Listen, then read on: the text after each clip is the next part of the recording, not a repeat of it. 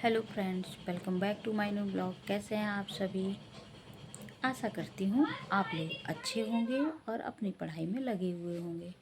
तो जैसा कि फ्रेंड्स 8 तारीख को 8 फरवरी को सीटर का एग्ज़ाम है और उसके लिए आप लोग थोड़ा सा जो परेशान हैं जिन्होंने भी फॉर्म फिल किया है, तो उनके लिए मैं बताना चाहूँगी कि हाँ, और एक चीज़ और ये मैं बताना चाहूँगी कि मेरा सीटेट क्वालिफ़ाई मैं कर चुकी हूँ।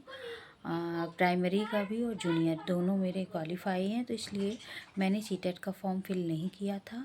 और जिन लोगों ने भी फॉर्म फिल किया था, तो मैं अपनी स्ट्रेटजी बताना चाहती हूँ कि मैंने कुछ भी नहीं किया था, केवल क्वेश्चन प्रैक्टिस किए थे।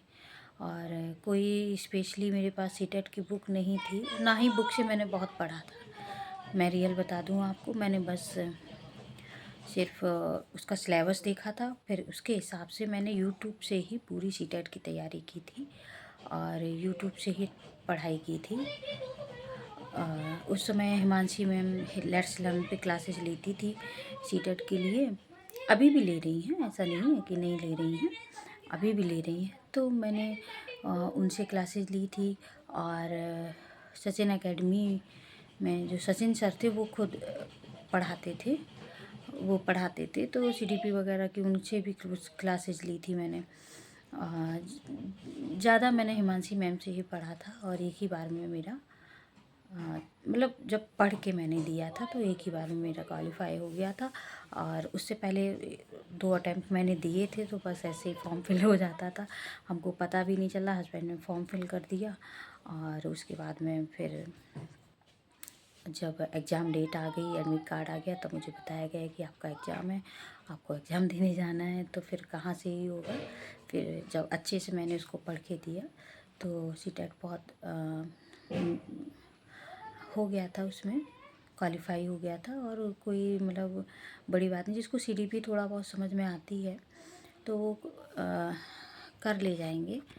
और उसके लिए बहुत बैच ऐच लेने की ज़रूरत नहीं है सीटेट के लिए और यूपी सीटेट के लिए भी, और कुछ चैनल वाले यूपी टेट के लिए भी। तो चीज़ों के लिए फ्री में ऑफ कॉस्ट पढ़ाते हैं, कोई बैच का चार्ज नहीं लेते हैं। जैसे कि हिमांशी मैम भी कोई चार्ज नहीं लेती लेट्स लर्न पे जो पढ़ाती हैं सीटेट का। हाँ, कैरियर बिल पे वो पढ़ाती हैं, उसमें मतलब लेना पड़ता है, कोर्स लेना पड़ता है। और लेट्स लर्न पे जो भी प्रैक्टिस कराती हैं उसकी कोई चार्ज नहीं मिलती हैं। और सीटेट कोई बड़ा एग्ज़ाम नहीं है, उसको प्रैक्टिस के बेस पे भी किया जा सकता है। अच्छे से क्वेश्चन अगर प्रैक्टिस आप लोग कर ले रहे हैं तो हो जाएगा।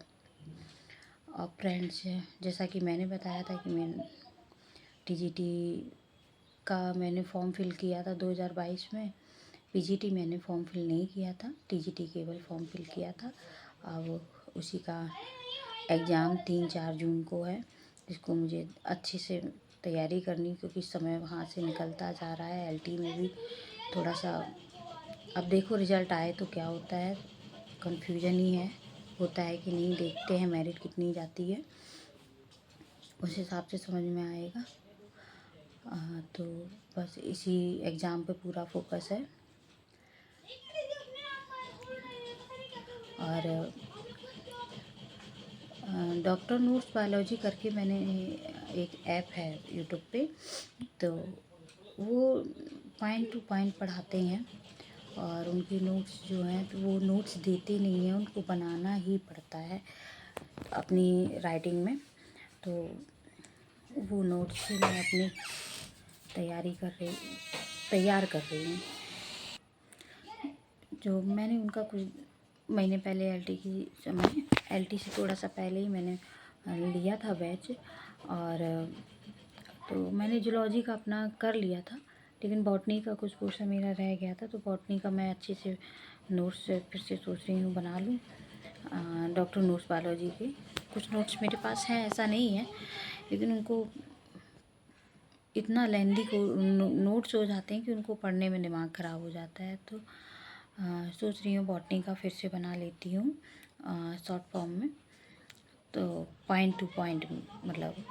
तो वही मैं अपना बना रही हूँ। आज मैंने टैक्सोनॉमी शुरू कर दी है क्लास, और टैक्सोनॉमी से मैं स्टार्ट कर रही हूँ बॉटनी में।